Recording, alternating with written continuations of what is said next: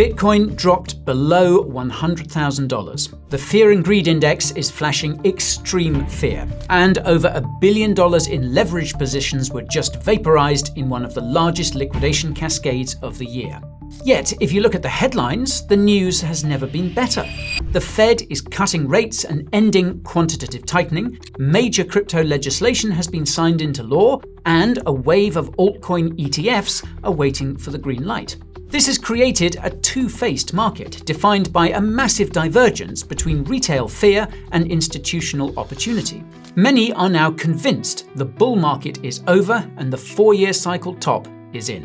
So today, we're going to dissect this brutal correction. We'll look at exactly who has been selling, why crypto is bleeding while other markets are holding strong, and answer the critical question: is the dream of a bullish end to 2025 officially dead? My name is Guy, and you're watching The Coin Bureau. First things first though, none of this is financial advice. I'm just here to explain the complex forces currently at war in the crypto market. The data is pointing in two very different directions, and understanding both is critical if you want to navigate what comes next. So if you appreciate this kind of deep dive analysis, then prove it by smashing that like button. Okay, let's get going. So, how did we get here? October was supposed to be a victory lap. On the 6th of October, Bitcoin sliced through its previous peak, setting a new all-time high of over $126,000. The market was euphoric. But that euphoria, it turned out, was built on a mountain of hidden leverage, and just days later, that mountain became a volcano. In a brutal sell-off, Bitcoin has since plunged around 20% from its peak, breaking below the psychologically critical $100,000 level for the first time since May. So, with all that aforementioned positive news in the air, who on earth was selling? Well, on-chain data reveals it wasn't one single entity. It was an assault from every corner of the market.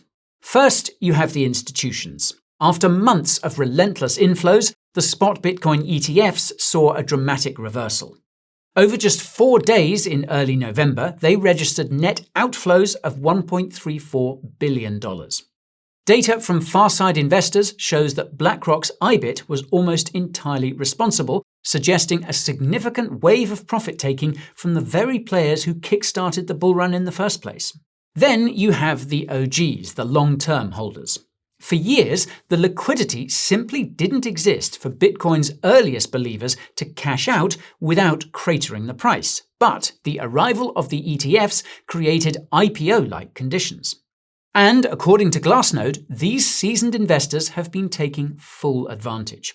The volume of coins transferred from long-term holders to exchanges has surged to around $293 million per day. That is more than double the baseline we saw for most of the past year. Sustained, heavy distribution.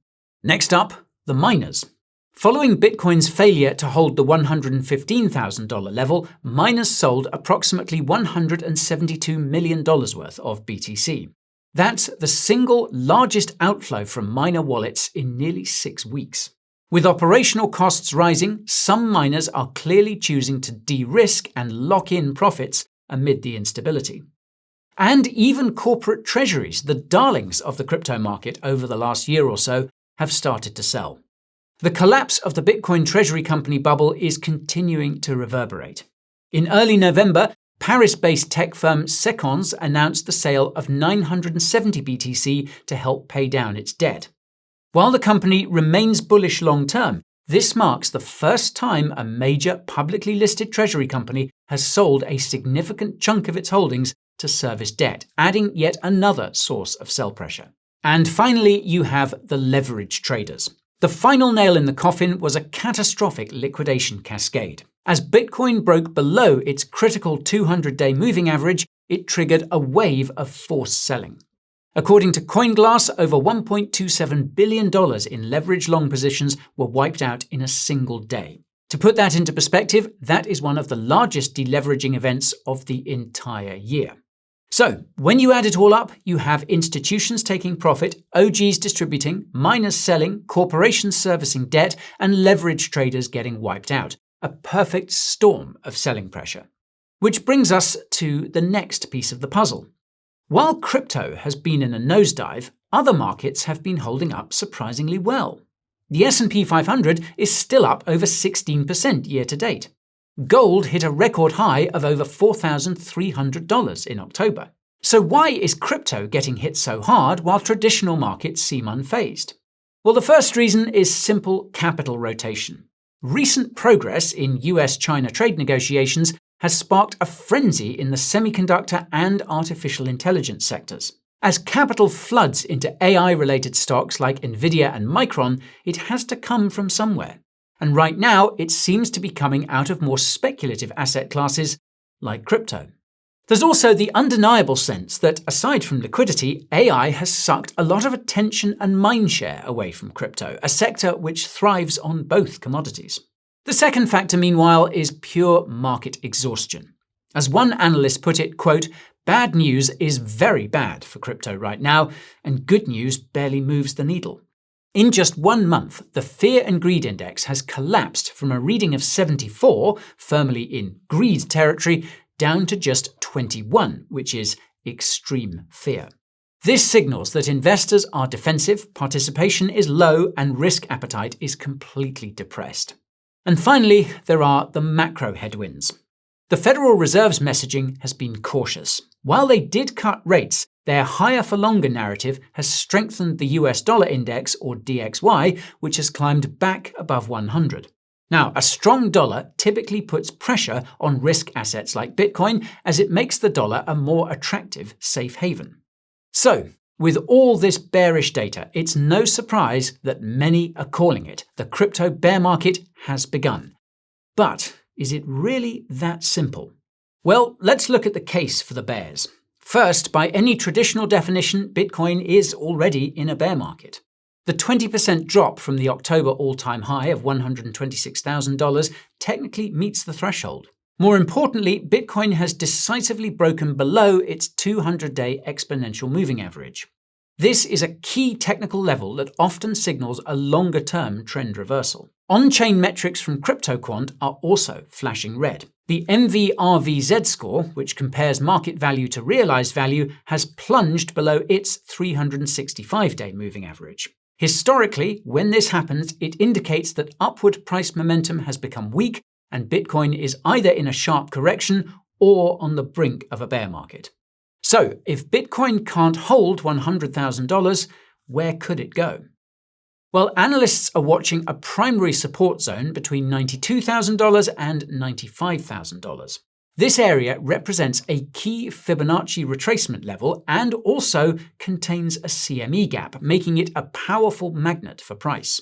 If that level fails, more extreme scenarios see a drop towards the 100-week moving average at $82,000, or even a full retrace to the $72,000 zone. Now, that all sounds pretty bleak, but this isn't a funeral, it's just a diagnosis. And while the symptoms are severe, there are powerful catalysts on the horizon that could lead to a recovery. The first argument for a Q4 recovery is the sheer scale of the crash itself. Many analysts aren't viewing this as a systemic failure, but rather as a controlled detonation, a painful but necessary purge of excess leverage. The system absorbed a multi-billion-dollar shock, and unlike the Terra or FTX collapses, no major exchanges went insolvent, at least that we know of.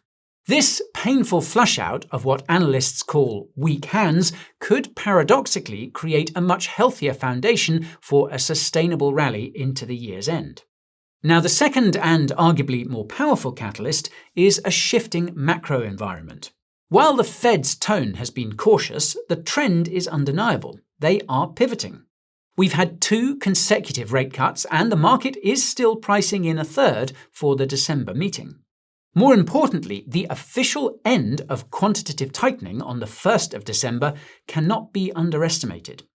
QT has been a constant drain on market liquidity, and its conclusion is a significant tailwind that should, in theory, support flows back into risk assets, including crypto. And finally, there are the game-changing catalysts being held up by politics. The ongoing US government shutdown has frozen the SEC's decision-making process. And what are they sitting on? A wave of spot altcoin ETF applications.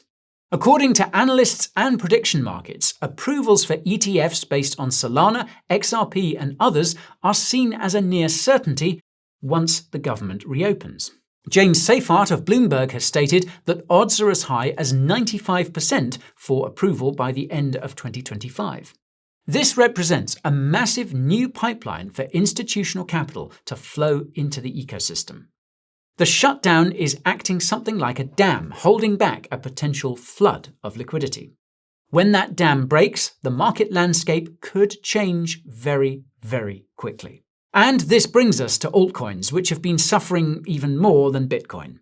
The October crash was a flight to quality, and in crypto, quality means Bitcoin. We saw this clearly as Bitcoin's market dominance surged to over 60%, its highest level in months. Meanwhile, the altcoin season index completely collapsed, falling from a reading of 70 all the way down to 26, which is firmly in Bitcoin season. So, is an altcoin recovery even possible? Well, the short answer is yes, but the days of a rising tide lifting all boats are over. Historically, the most explosive altcoin rallies have always followed a strong Bitcoin pump. The pattern is Bitcoin leads, then Ethereum follows, and only then does capital begin to trickle down into the rest of the market. We are still very much in phase 1 of that potential cycle. If Bitcoin can stabilize and macro liquidity improves, a shift in momentum is plausible by the end of the year. However, the next altcoin rally will be far more selective, favoring high-quality projects with clear catalysts, real-world utility, and revenues. So, where does this leave us? October was a brutal, humbling month. It was a masterclass in the destructive power of excessive leverage and a stark reminder that in crypto, nothing is guaranteed. The market is now at a critical inflection point, defined by a battle between the psychological scars of the crash and the fundamental tailwinds of a dovish Fed and a wave of new institutional products. The drop below $100,000 was a gut punch, driven by a perfect storm of selling. But the key takeaway should be this: the market was purged, but not broken. The remainder of Q4 will be defined by 2 key events: the resolution of the US government shutdown, which will unlock the ETF catalyst, and the Fed's December meeting, which will set the liquidity conditions for 2026. The dream of a bullish end to 2025 is not dead, folks, but it is hanging on by a thread. Let us pray.